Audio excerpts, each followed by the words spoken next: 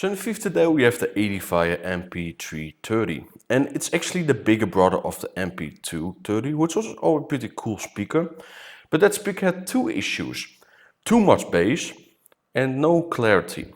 So with this speaker it's a completely different story. The bass is still a lot there, but it is more controlled bass because it has a RACETRACK driver.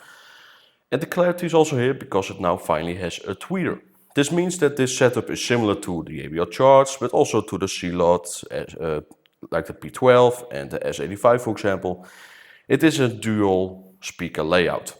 So funny thing as well, with the rear you have the passive radiator, but also the USB port, even SD card slot is there.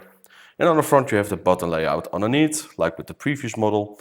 But the other difference as well, because it's a bit bigger, they have a carrying strap with it. And I'm not the biggest fan of the design of it, but it is great to have it because it's more easy to take out for sure. The packaging was also pretty neat, pretty well protected, and you also have like a cable included. There's also the Edifier Connect app, or the Connect X app, where you can adjust the EQs, but also even use different kind of EQ settings.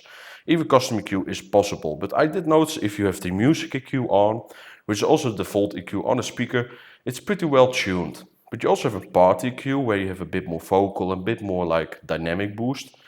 But the other EQs I didn't really see much difference or improvements. So really the normal EQ and the party EQ are pretty much the best out of there.